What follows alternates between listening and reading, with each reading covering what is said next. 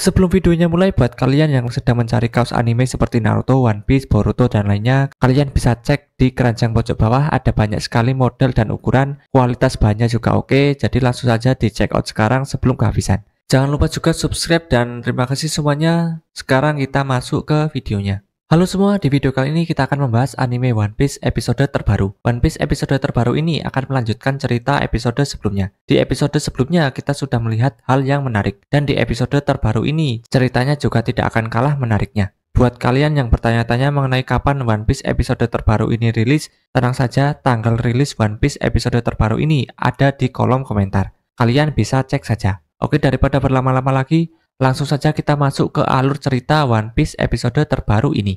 Diperlihatkan Saron dengan wajah menakutkan. Saron yang sangat marah dan sangat mengutuk mereka yang telah menjadi pengkhianat, yaitu Kuma dan juga seorang bajak laut yang bisa membangkitkan kekuatan kuno dewa, yaitu Luffy. Situasi di Pulau Egghead semakin memanas setelah Saron marah besar dan ingin segera menghancurkan pulau tersebut. Semua orang berhamburan mencoba untuk menyelamatkan diri mereka masing-masing. Saron dan juga Kizaru masih berada di pulau, sementara para pasukan angkatan laut lainnya akan segera melakukan pengaboman. Sementara itu, Vegapunk mencoba bernegosiasi dengan Saron yang terlihat sangat-sangat murka. Vegapunk mengatakan jika Saron tidak harus menghancurkan pulau tersebut. Vegapunk juga mengatakan jika bukannya sudah cukup bagi Saron untuk menghabisi dirinya saja. Vegapunk tidak ingin pulau tersebut hancur, karena di sana terletak banyak sekali penelitian yang jika dihancurkan, maka akan membuat ilmu pengetahuan dunia tertinggal 100 tahun. Namun sayangnya Saten tidak mau menerima pernyataan Vegapunk tersebut. Dia ternyata mencurigai Vegapunk yang telah berkhianat dengan pemerintah dunia dan sedang berusaha untuk menutupi sesuatu. Apalagi setelah melihat bagaimana Kuma bisa berbalik menyerang Saron dan angkatan laut lainnya, padahal Vegapunk telah bersumpah jika dirinya sudah melakukan operasi kepada Kuma seutuhnya supaya dia tidak memiliki ingatan apapun.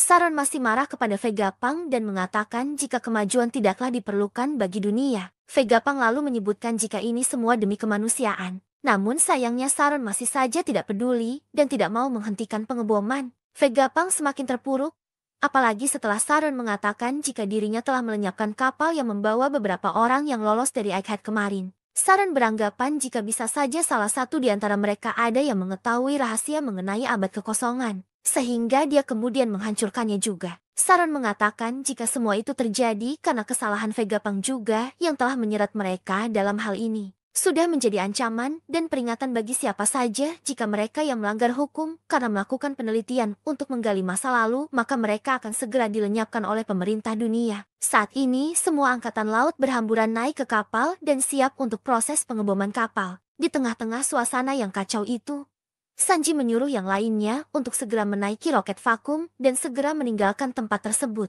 Sementara itu, Vegapunk juga masih bersitegang dengan Saturn dan terus mengelur waktu. Sementara Bonnie menanyakan bagaimana dengan Vegapunk yang kemudian dijawab oleh Sanji jika jangan mengkhawatirkan hal itu. Rombongan dari Atlas dan juga Franky yang membawa Kuma dan Bonnie pergi menggunakan roket malah gagal karena digagalkan oleh Kizaru dengan menggunakan serangan Emano Marukumo. Oleh karena kejadian itu, Kuma dan Bonnie akhirnya keluar dari lintasan. Saturn yang melihat hal itu kemudian memerintahkan yang lainnya untuk segera menargetkan mereka. Dia juga berteriak dengan sangat kuat seakan mengejek Kuma yang telah bertindak sangat bodoh karena mengorbankan seluruh hidupnya untuk menyelamatkan putrinya tersebut. Vegapunk yang melihat hal itu hanya bisa mengatakan dalam hatinya jika setelah dirinya mendengar jika Bonnie telah menjadi bajak laut.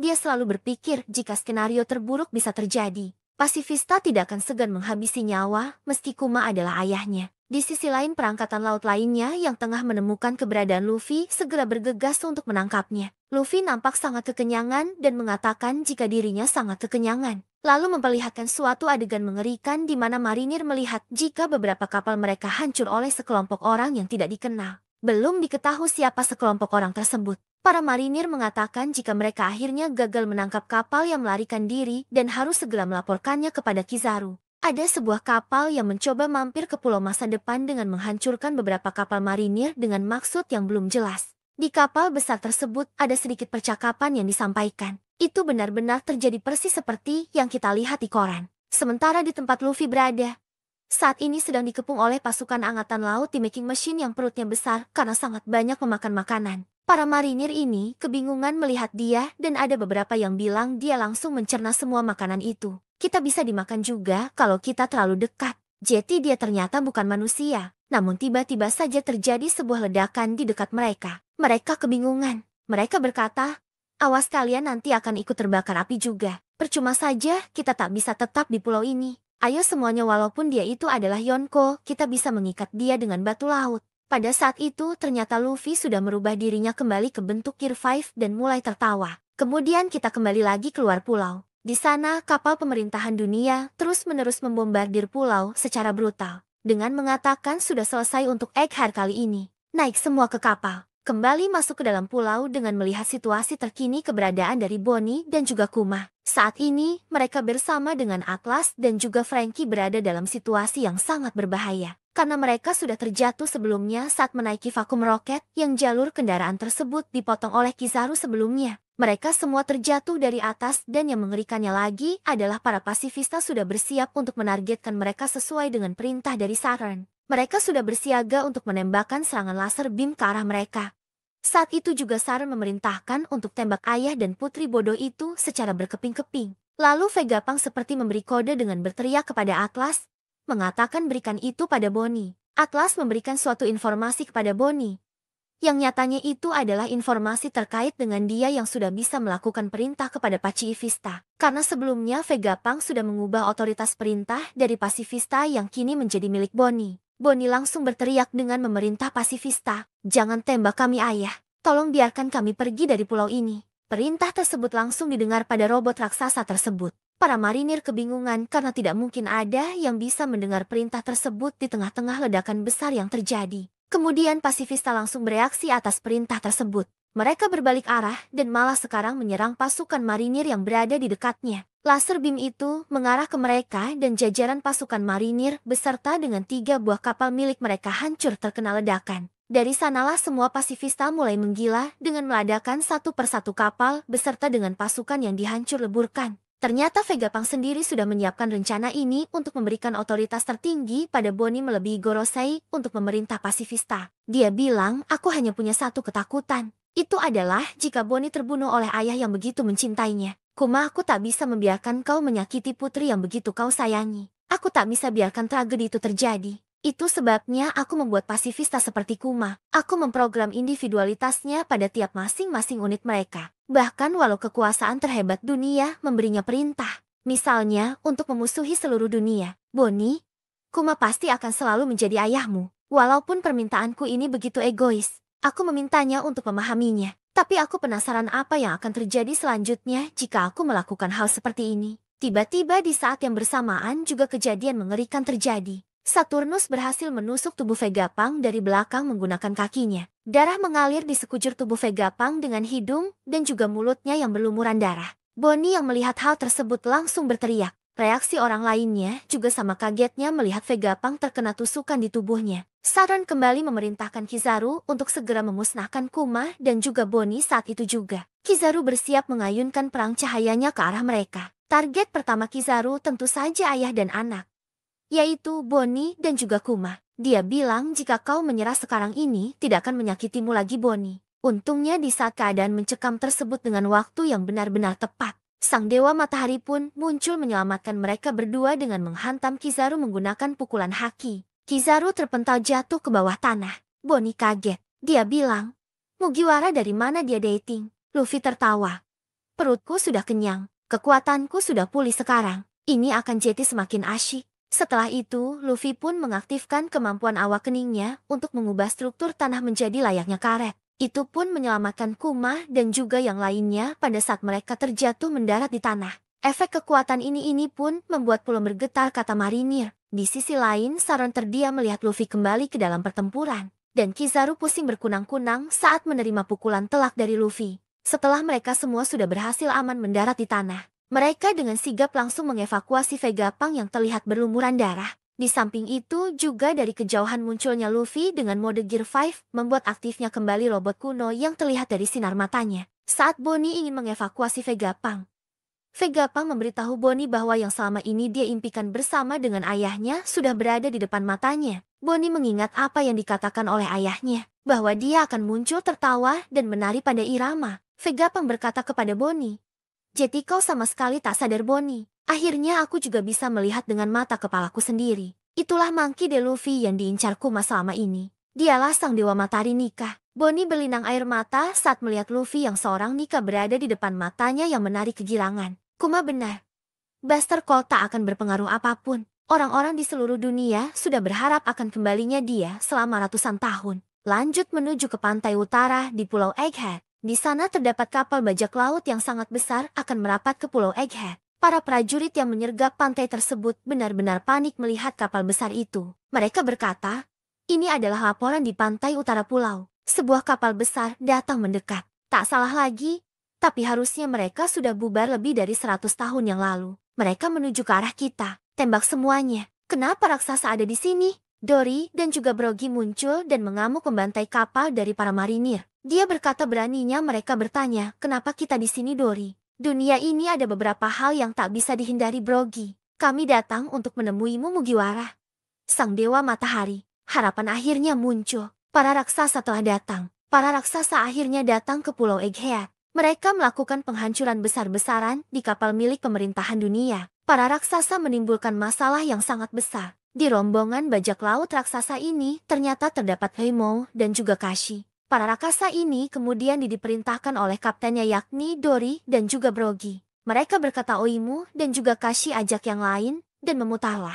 Tenggelamkan semua kapal yang kalian lihat dan hati-hati dengan meriam tersebut. Mendengar perintah tersebut, pasukan raksasa menghancurkan beberapa kapal dengan benar-benar brutal. Pasukan marinir yang melihat semua itu benar-benar tampak panik. Mereka pun melaporkan apa yang mereka lihat. Di sana para bajak laut Giant Warrior telah muncul. Di manakah mereka sebenarnya selama ini? Banyak sekali anggota lama mereka yang juga terlihat. Apa sebenarnya yang mereka inginkan? Kami memastikan adanya Dory dan juga Brogy di kapal mereka. Para bajak laut Giant telah mendarat hancurkan mereka berkeping-keping. Pertarungan ini tidak bisa terelakkan lagi. Beberapa kapal dari marinir benar-benar hancur dengan senjata dari para raksasa. Di sisi lain dari kejauhan, Usopp, Nami dan juga Chopper melihat ada sesuatu keributan di area dekat pantai. Usopp pun mencoba untuk meneropong ke daerah tersebut dan dia benar-benar syok melihat para raksasa datang ke pulau tersebut. Usopp melihat mereka menghancurkan kapal marinir. Usopp pun di sana berkata dan menangis. Para masterku sudah datang. Tapi sedang apa mereka di sini? Itu Master Dory dan juga Brogy. Aku kira kita tidak akan melihatnya lagi di Elbaf. Nami kemudian berkata bahwa aku juga bisa melihat Heimou di juga Kashi. Aku yakin mereka lewat Little Garden untuk menjemput ketua mereka. Kemudian diceritakan tentang perjalanan dari bajak laut raksasa ini. Dahulu dunia ini diteror oleh grup besar yang dipimpin oleh dua kapten yaitu Dory dan juga Brogy. Kru dari mereka bubar setelah terjadi perselisihan. Luffy dan teman-temannya membantu mereka saat berduel berabad-abad mereka berakhir. Tak lama saat menyerang pulau lain mereka pun bertemu dan berteman dengan Oimu dan juga Kashi. Sepasang raksasa yang pergi untuk memeriksa kapten mereka. Di sana ada pula Addison yang menjelaskan bahwa para raksasa ini berhasil untuk mendorong mundur para marinir. Addison bilang bahwa dia tidak percaya bahwa bajak laut topi jerami dan juga para raksasa ini saling kenal satu sama lain. Dijelaskan juga di sini bahwa datangnya para raksasa ini.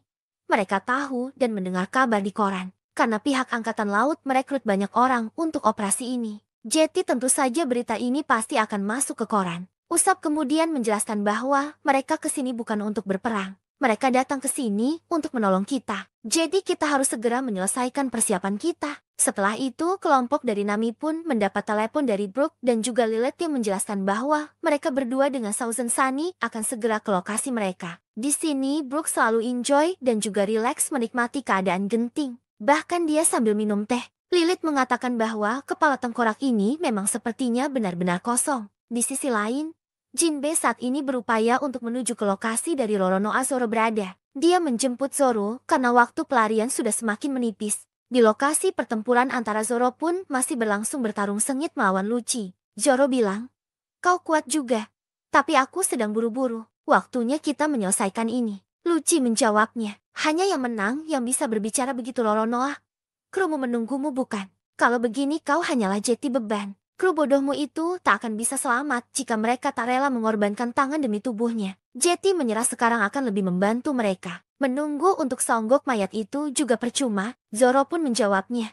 Kau bicara seperti kau yang mengendalikan pertarungan ini. Beralih ke pantai timur di Egghead. Para pasifista yang diperintahkan oleh Bonnie terus mengamuk menghancurkan beberapa kapal perang dari marinir. Dilaporkan bahwa sekitar 30 dari kapal kecil dan sedang sudah tenggelam. Yang lebih mengerikannya lagi, pasifista tak henti-hentinya untuk menyerang menggunakan lasernya. Kemudian ada sosok wakil admiral dengan dagu yang banyak, yang bernama Red King. Dia memerintahkan para pasukan untuk menarik mundur kapal yang kecil dan memajukan formasi kapal perang. Para marinir tentu tidak tinggal diam.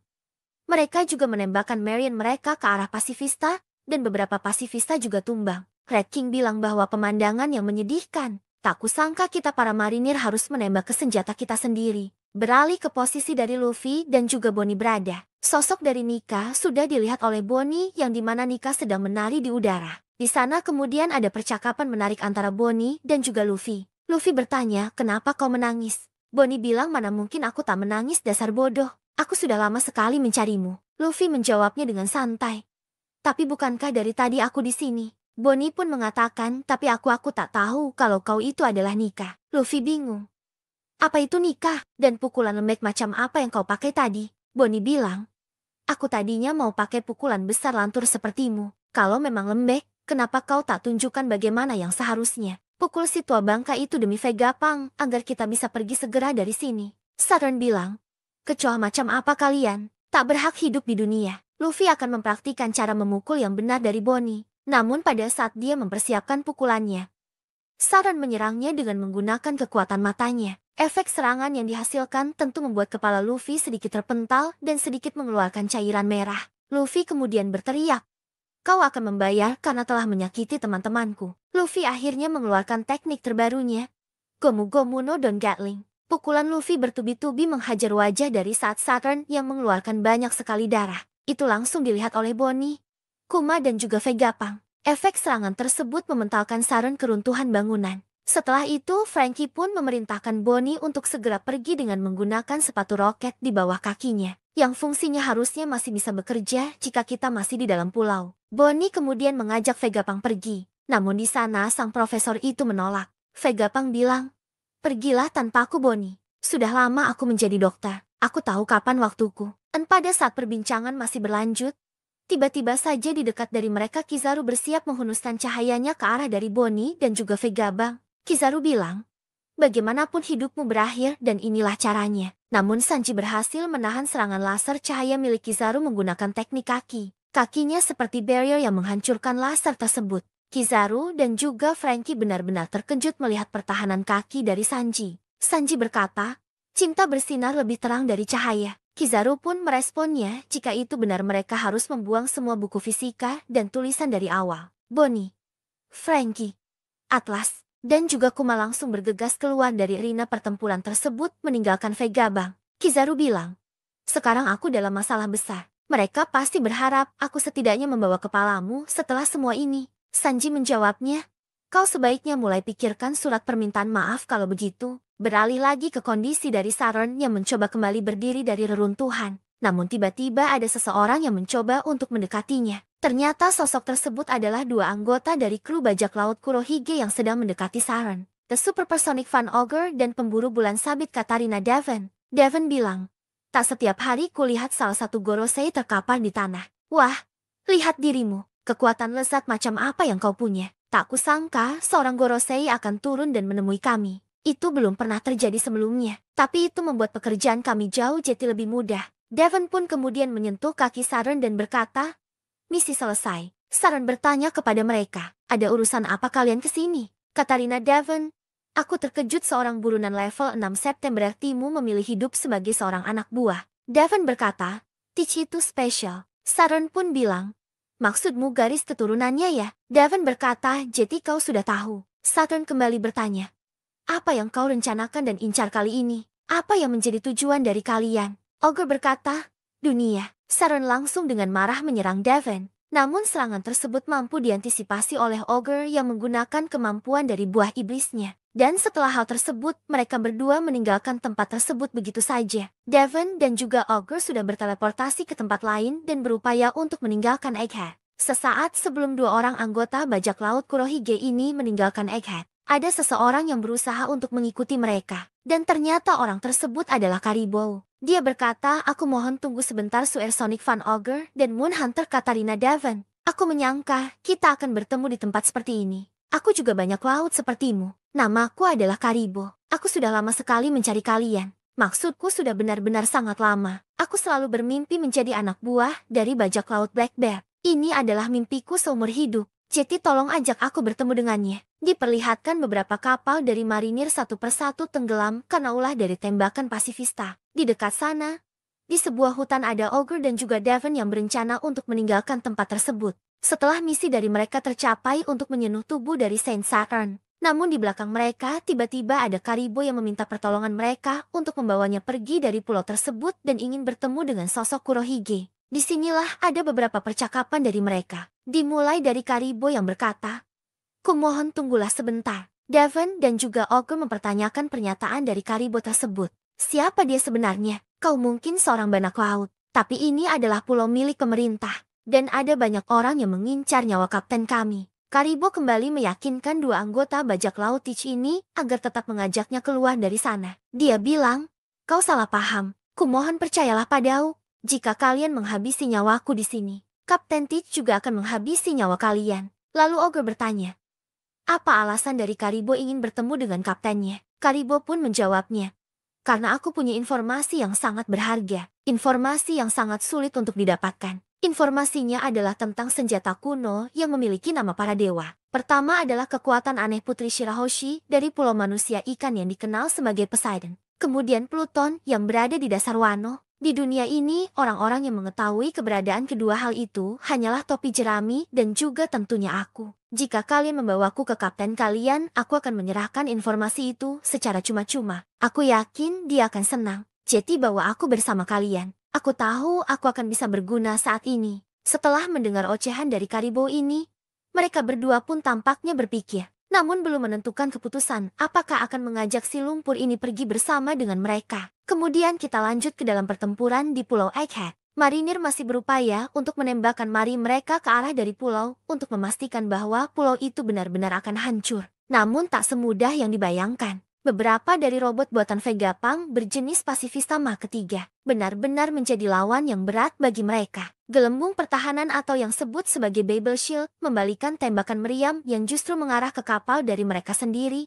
Itu pun menyebabkan kerugian besar dari para marinir ini. Mereka di sana berteriak, menjauh dari pantai. Kita harus berhenti menembaki pasifista. Perisai gelembung itu, aku tak pernah menduga kita akan mempelajari tentang kekuatan senjata ilmu pengetahuan dengan cara seperti ini. Secara membabi buta pasifista merusak segala fasilitas dari pemerintahan dunia berkat perintah otoritas dari Boni. Kemudian setelah itu, ada beberapa wakil laksaman yang mencoba memberikan perintah kepada bawahannya. Di sini wakil laksamana Bluegrass berkata, ini benar-benar menyebalkan. Kita sendiri yang akan rugi jika kita menghancurkan senjata tersebut. Dilanjutkan dengan wakil laksamana Hound. Ini mungkin belum pernah terjadi. Tapi apakah bisa jika kita menghentikan Buster-Call-nya untuk saat ini? Kemudian ada juga wakil laksamana bernama Guillotine yang berkata, Vegapunk sendiri kan yang telah memberikan chip otoritas untuk memerintah pasifista kepada bajak laut itu kan. Jadi kita tidak mungkin bisa menghentikannya. Sadar bahwa semua ini adalah ulah dari pasifista, yang dimana itu diperintahkan langsung oleh otoritas utamanya